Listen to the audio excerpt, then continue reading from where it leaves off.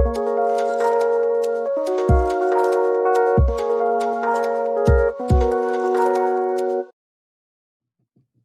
this is Zach Brooks with World Transplant Athletes. Tips and tricks by and for transplant athletes anywhere, everywhere, and online. If you have a body with a new part and you can move, you are a World Transplant Athlete. As a two-time kidney transplant recipient and frequent participant in local, national, and world transplant games, I always wonder, how do other recipients take care of their health and prepare for competitions? Well, there's only one way to find out, and that's to learn from the most inspiring transplant athletes in the world. Today, I have Rentia LeRoux from South Africa. Rentia, thank you so much for joining today. How are you? Thanks for having me, Zach. I'm fine, thank you. Excellent. So before we get to your tips, and you sent those to me a few weeks ago, so thank you so much. I have a few warm-up questions for you to see, learn a little bit more about you. So the first question I have for you is, which transplant did you have? I had a kidney transplant. Okay, and that was from, who was that from? My sister was my donor, my elder Wow, sister. great. You should take her out to dinner sometime or something. Okay, so the second question I have for you is, if you had to summarize your transplant journey in one word, what would it be? Blessed. Okay. Next question, what was your first exercise post-transplant? Okay, so post transplant, I started walking just in my neighborhood. Then my sister, who donated the kidney, she joined me, and we would enter like 5 kilometer fun walks, fun runs. Mhm. Other people would run, and we walked. Wow. Yeah, I remember I really like that answer. I know what I considered my first training after my second transplant was my first 100 steps in the hospital, and then the next day was 125. So, I think that is so important, that gradual kind of thing you did. So, final warm-up question before we get to your tips is, in which activities and sports do you regularly participate? Okay, so I do a bit of walking, running. I do cycling just for fun with my husband. And I train at the gym. And then I also train at the track as I am a track and field athlete. Excellent. So let's get right now to your tips. And what I'm going to do is I'm going to read them 1 through 5, because they're so excellent, your tips. And then we'll go back to the top and you can explain each tip a little bit more. So the first tip you have is enjoy every moment. Number 2 is support your fellow teammates. Number 3, get a feel for the stadium. I'm really looking forward to hearing more about that one. Number 4, don't underestimate yourself. And number 5, stay healthy, stay happy, and stay active. So let's go back to the first tip you have for everyone. Enjoy every moment. What do you mean by that? Yeah, I would say enjoying every moment. I am a very emotional person, so being emotional is fine. We all have endured a lot, and being able to participate in sport after being sick is a huge thing.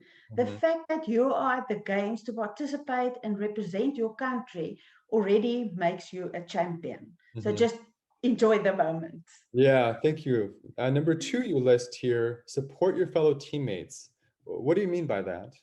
Yeah, so I am a track and field athlete, and I only participate right at the end of the games.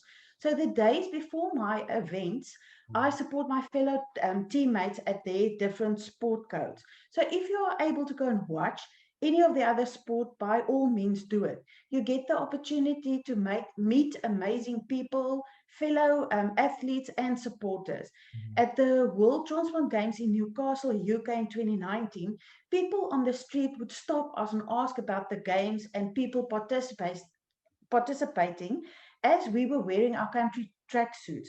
I then used the opportunity to speak to people about organ donation. Nice. Number 3, you say get a feel for the stadium.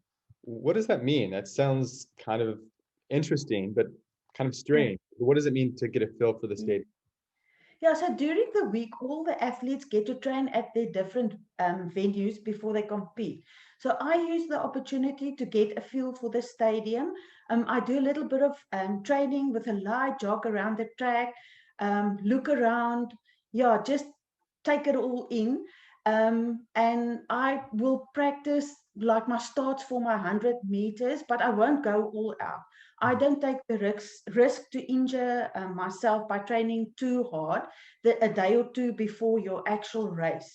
So when you reach the games, you have already put in all the training and the hard work. You got this. Mhm.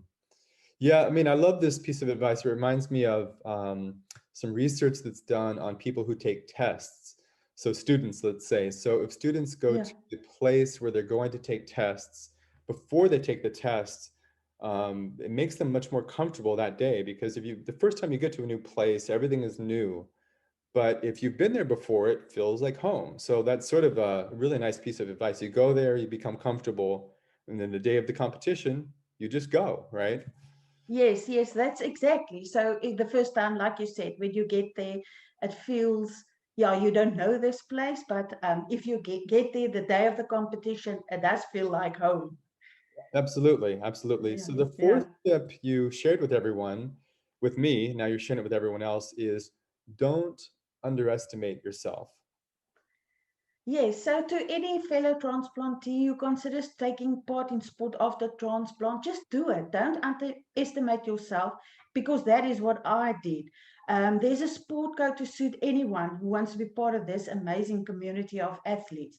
So you just start slowly and you build up your strength, your speed, your endurance, and listen to your body. If you feel tired, then you rest. If you like practice today and you cannot achieve the goal that you set for yourself, don't stress about it. You Mhm. just go back tomorrow or the week thereafter and you try again. You will achieve. You know, I really love this one. And the reason why I think I really like it, what you just said, is it was sort of two things. Like, one, don't underestimate yourself. But the other part you said is, you know, if you go out one day and you exercise, but you don't feel very good, then don't worry, just come back tomorrow. So, you know, I love this advice. So it's don't underestimate yourself. On the other hand, it's take it easy on yourself. But it's a really nice piece of advice you have, I think, for everyone. So the final one you said, stay healthy, stay happy, and stay active. Now, this sounds like a philosophy. Can you share a little bit more about this? Yes, so we as transplantees need to take care of our bodies, of our bodies. So you have to stay healthy, eat healthy. If you're happy mind, then your body will be happy, and you have to stay active. Even, and some people think active is like you have to run and jog, and no, walking is fine. Mhm. Absolutely. Yeah, yeah. Well, Rinsha, thank you so much for being on this show today. So for any people out there watching the show, you can log into Facebook at facebook.com/World Transplant Athletes. And I'm going to try to upload weekly interviews with people like Renshia, other transplant athletes. Now, World Transplant Athletes tips and tricks are by and for transplant athletes anywhere, everywhere, and online. If you have a body with a new part and you can move, you are a world transplant athlete. Renshia, thank you so much for being on the show today. Thank you for having me, Zach.